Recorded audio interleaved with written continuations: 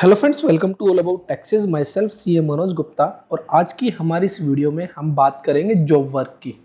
दोस्तों, काफ़ी सारी मेल्स और कमेंट्स के जरिए बार बार पूछा जा रहा है कि सर जॉब वर्क के रिगार्डिंग हमें बताइए कि जॉब वर्क क्या होता है और जीएसटी लॉ में जॉब वर्क के रिगार्डिंग क्या क्या प्रोविजंस दिए गए हैं। तो आज हम अपनी इस वीडियो के जरिए जॉब वर्क सीरीज शुरू कर रहे हैं, all about job work in GST law.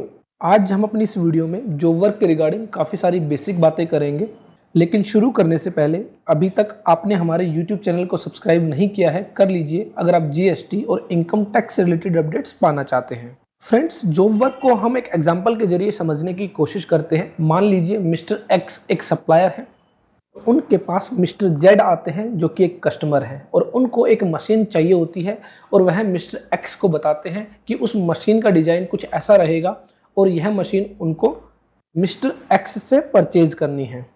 Mister x उस मशीन का डिजाइन अच्छे से समझते हैं और समझने के बाद कहते हैं 1 महीने के बाद आप आकर हमसे यह मशीन ले सकते हैं, और जो भी प्राइस होता है इस मशीन के लिए वह दोनों के बीच में एग्री हो जाता है और मिस्टर जेड 5 लाख रुपए में उस मशीन को खरीदने के लिए एग्री हो जाते हैं। उसके बाद मिस्टर एक्स जो कि सप्लायर है वह उस मशीन को बनाते हैं, लेकिन मशीन बनाते हुए मशीन का एक पार्ट होता है वह उस मशीन में ठीक से फिट नहीं हो पाता है। जो उस पार्ट का जो साइज होता है वह उस मशीन के अकॉर्डिंग बड़ा होता है, लेकिन यहाँ पर मिस्टर एक्स को जो साइज चाहिए वो थोड़ा छोटा साइज चाहिए। जब तक यह पार्ट मशीन में असेंबल नहीं होगा तब तक मशीन कंप्लीट नहीं होगी। तो इसके लिए वह मिस्टर वाई से कांटेक्ट करते हैं और कहते हैं कि उनको यह जो पार्ट है इसका साइज थोड़ा छोटा कराना है। मिस्टर वाई उस पार्ट को देखते हैं और उसके बाद कहते हैं कि आपका काम हो जाएगा, इसका साइज थोड़ा छोटा कर दिया जाएगा। यहाँ पर मिस्टर एक्स के द्वारा वह पर्टिकुलर पार्ट मिस्टर वाई को दिया जाता है और मिस्टर वाई उस पर कोई प्रोसेस अप्लाई करते हैं। वह मशीन्स के जरिए उस पार्ट की घिसाई करते हैं, उसकी पॉलिशिंग करते हैं, और घिसाई करने के बाद उस पार्ट का साइज थोड़ा कम हो जाता है और आफ्टर पॉलिशिंग मिस्टर वाई उस पार्ट को वापस मिस्टर एक्स को दे देते हैं। फ्रेंड्स, यहाँ पर अगर देखा जाए मिस्टर वाई ने ना ही तो कोई सेल की है ना ही कोई परचेज की है। मिस्टर एक्स के द्वारा जो भी पार्ट उनको दिया गया उस पर वह कुछ प्रोसेस अप्लाई करते हैं और उस प्रोसेस के बाद वह उस पार्ट को मिस्टर एक्स को वापस दे देते हैं।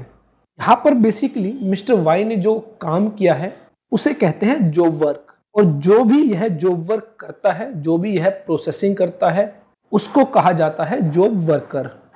फ्रेंड्स, बेसिकली किसी दूसरे व्यक्ति की वस्तु पर कोई भी प्रोसेस अप्लाई करना, उस पर कोई काम करना और उसके बाद वह वस्तु वापस उस व्यक्ति को लौटा देना जॉब वर्क कहलाता है।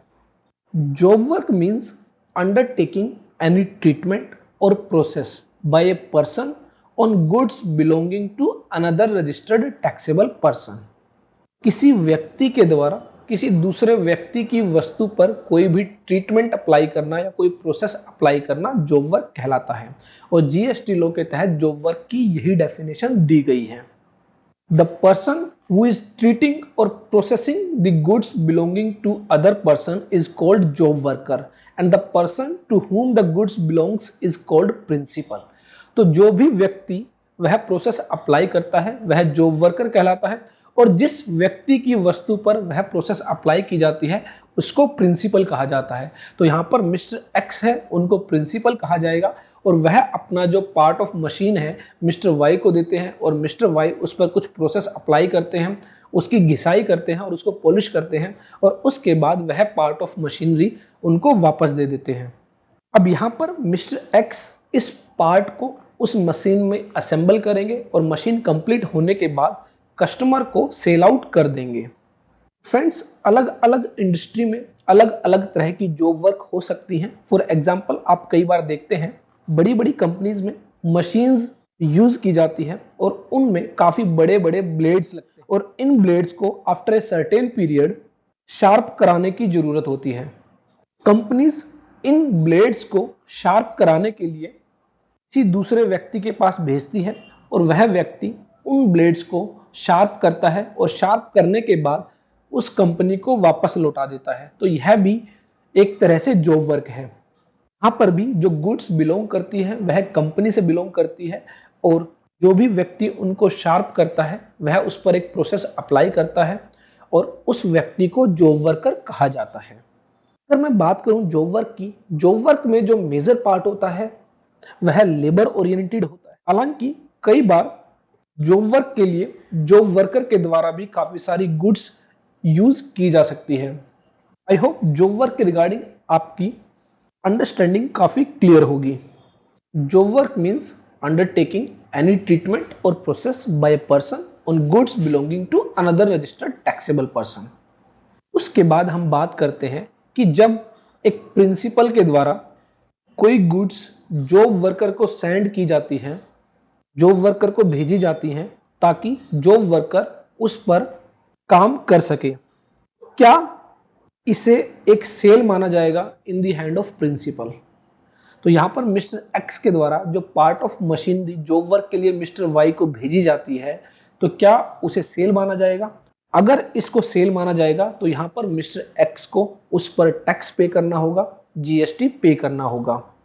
लेकिन इसके regarding section 143 of CGST law कहता है, a registered person referred as principal may under intimation and subject to such conditions as may be prescribed send any inputs or capital goods without payment of tax to a job worker for job work।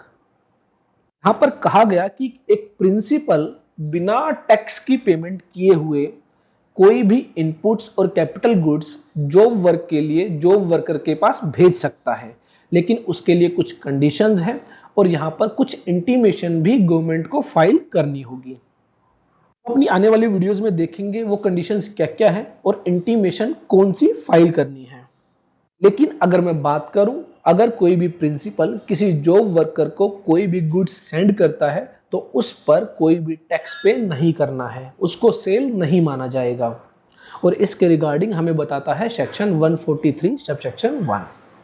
दूसरा यहां पर कहा गया, मान लीजिए mister X के द्वारा mister Y को जो गुड्स सेंड की गई उस पर मिस्टर वाई अपना काम करते हैं, अपनी जॉब वर्क कंप्लीट करते हैं, लेकिन उसके बाद भी उस पर्टिकुलर पार्ट पर किसी और व्यक्ति के द्वारा भी कोई काम किया जाना है, दैट मीन्स उस पर फर्दर किसी और जॉब वर्कर के द्वारा काम किया जाना है, तो ऐसे में मिस्टर वाई के पास जो पार्ट है अगर वो किसी दूसरे जॉब वर्कर को भी भेजा जाता है तो उसको भी सेल नहीं माना जाएगा। यहाँ पर मिस्टर वाई के द्वारा अपना काम कंप्लीट करने के बाद उसको फर्दर मिस्टर बी के पास भेज दिया जाता है, तो यहाँ पर मिस्टर बी को जब गुड्स सेंड की जाएंगी तो उसको भी सेल नहीं माना जाएगा। A registered person may send any inputs or capital goods without payment of tax to a job worker for job work and from there subsequently send to another job worker and likewise। तो इस तरह किसी दूसरे job worker को भी जब माल भेजा जाएगा तो उसको भी सेल ट्रीट नहीं किया जाएगा, लेकिन इसके लिए कुछ कंडीशंस हैं जिनको कंप्लाई करना होगा और कुछ इंटीमेशन है जो गवर्नमेंट को सेंड करनी होगी। वो कंडीशंस क्या है और वो इंटीमेशन कौन सी है जो गवर्नमेंट को सेंड करनी है, ये हम अपनी आने वाली वीडियोस में डिस्कस करेंगे।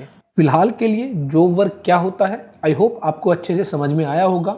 और अगर किसी प्रिंसिपल के द्वारा कोई भी गुड्स जॉब वर्क के लिए जो जॉब वर्कर के पास सेंड की जाती है तो उसको सप्लाई नहीं माना जाएगा, उस पर कोई भी टैक्स की बात नहीं होगी, कोई भी टैक्स पेमेंट नहीं होगी।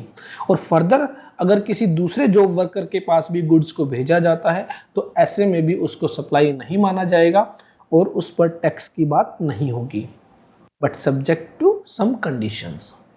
आई होप आज की हमारी ये वीडियो आपको अच्छे से समझ में आई होगी।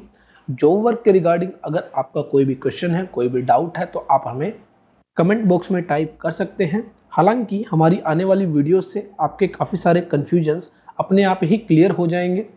और अगर आपको हमारी वीडियो पसंद आती है तो ज़्यादा से ज़्यादा लाइक कीजिए, ज़्यादा से ज़्यादा शेयर कीजिए ताकि और अच्छे से अच्छा क्वालिटेटिव कंटेंट हम आप लोगों तक प्रोवाइड कर सकें।